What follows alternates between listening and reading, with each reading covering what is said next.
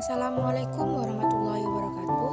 Pertama-tama kami ucapkan terima kasih kepada dosen pengampu kita yaitu Ustadz Syaifuddin Zuhri, MEI, di mana telah memberikan kesempatan kepada saya untuk menjelaskan artikel yang telah saya buat.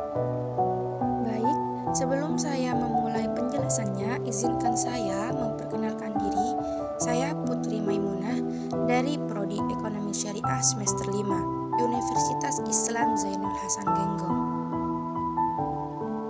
Nah, di sini saya akan mempresentasikan artikel tentang pengantar perkoperasian, yaitu ada dua. Yang pertama ada koperasi konvensional dan koperasi syariah. Mari kita ke pembahasan. Apa sih yang dimaksud koperasi? Menurut Undang-Undang Nomor 26 Tahun 1992 tentang Perkoperasian, koperasi adalah badan usaha yang beranggotakan orang seorang atau badan hukum. Prinsip koperasi sekaligus sebagai gerakan ekonomi rakyat yang berdasarkan asas-asas kekeluargaan, Pancasila dan Undang-Undang Dasar 1945.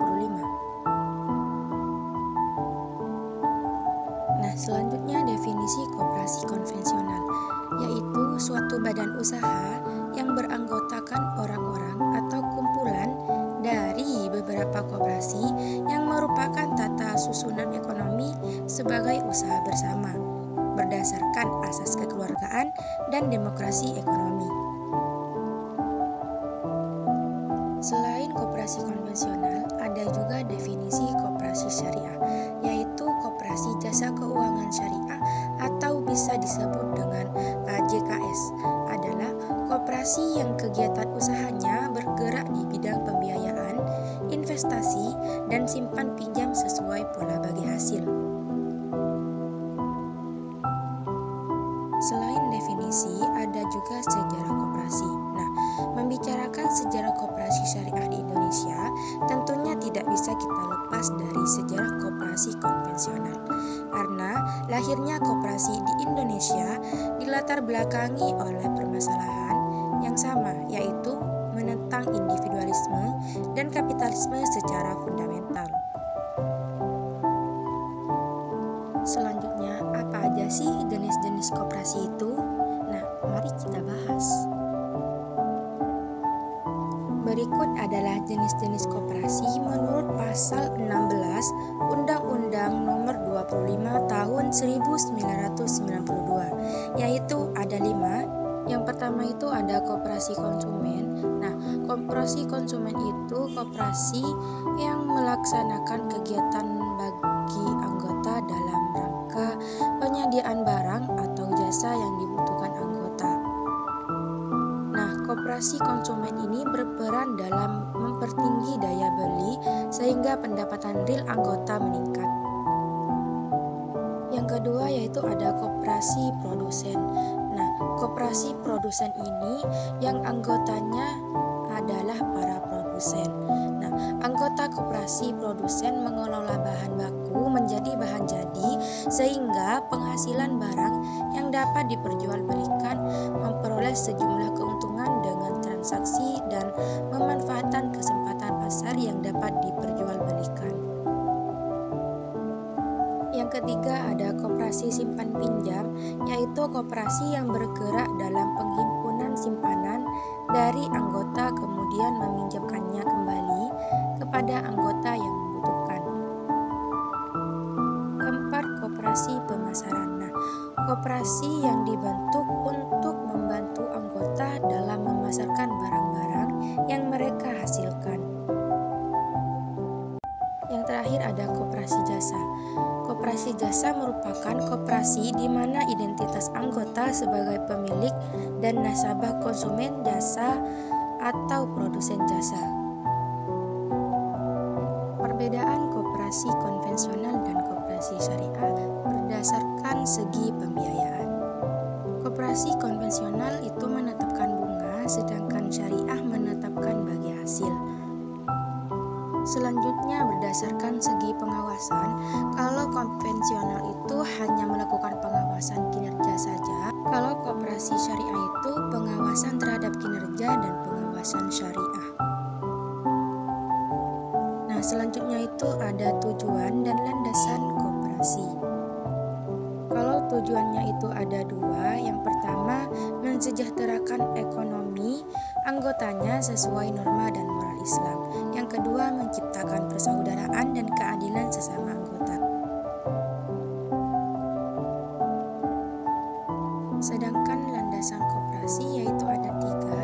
Yang pertama, koperasi syariah berlandaskan Pancasila dan Undang-Undang Dasar 1945. Yang kedua, koperasi syariah berasaskan kekeluargaan. Dan yang ketiga, koperasi syariah berdasarkan syariah Islam, yaitu Al-Quran dan As-Sunnah.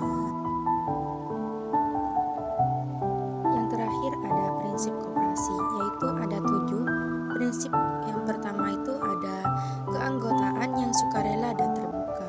Yang kedua, partisipasi anggota dalam kegiatan ekonomi yang sukarela dan terbuka. 3. Pengawasan demokratis oleh anggota. 4. Otonomi dan kemandirian. 5. Pendidikan pelatihan. 6. Kerjasama antar koperasi. Yang ketujuh, kepedulian terhadap masyarakat. Yang pertama itu kan ada anggota yang sukarela dan terbuka. Nah, maksudnya itu organisasi yang bersifat sukarela, terbuka bagi semua orang yang bersedia menggunakan jasa-jasanya dan bersedia menerima tanggung jawab keanggotaan tanpa membedakan jenis kelamin, latar belakang, serta agamanya. Yang kedua ada pengawasan demokratis oleh anggota. Nah, maksudnya itu adalah organisasi demokratis oleh para anggotanya yang secara aktif menetapkan kebijakan dan membuat keputusan. Nah, pria dan wanita yang dipilih sebagai wakil anggota harus bertanggung jawab kepada rapat anggota gitu. Nah, untuk prinsip yang ketiga itu kan ada partisipasi anggota dalam kegiatan ekonomi. Jadi, para anggota memberikan kontribusi permodalan koperasi secara adil dan melakukan pengawasan secara demokratis. Setidaknya sebagian dari modal itu adalah milik bersama koperasi. Nah, apabila ada para anggota biasanya menerima kompensasi yang terbatas atas modal yang disyaratkan untuk menjadi anggota. Dan prinsip yang keempat yaitu ada otonomi dan kemandirian. Nah, maksudnya organisasi otonom itu menolong diri sendiri serta diawasi oleh para anggotanya. Apabila koperasi mengadakan perjanjian dengan organisasi lain, termasuk pemerintah atau yang lain, maka koperasi melakukannya berdasarkan pernyataan yang menjamin pengawasan demokratis oleh para anggotanya dan mempertahankan otonomi mereka. Selanjutnya prinsip yang kelima yaitu pendidikan dan pelatihan. Nah, maksudnya penerangan koperasi itu memberikan pendidikan dan pelatihan bagi para anggota, wakil-wakil anggota yang dipilih oleh rapat anggota, serta para manajer dan karyawan, agar mereka dapat melakukan tugasnya lebih efektif bagi perkembangan koperasinya. Prinsip keenam, kerjasama antar koperasi. Nah, koperasi melayani anggotanya secara kolektif dan memperkuat gerakan koperasi dengan bekerja sama melalui organisasi koperasi tingkat lokal, nasional, regional, dan internasional. Dan untuk prinsip yang terakhir yaitu ada kepedulian terhadap masyarakat.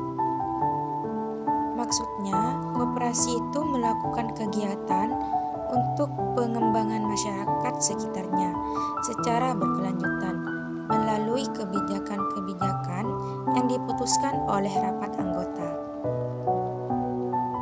Itulah beberapa prinsip dari koperasi syariah. Sekian dari penjelasan saya dari awal sampai akhir. Bila mana ada kesalahan atau kekeliruan, kami mohon maaf sebesar-besarnya. Assalamualaikum warahmatullahi wabarakatuh.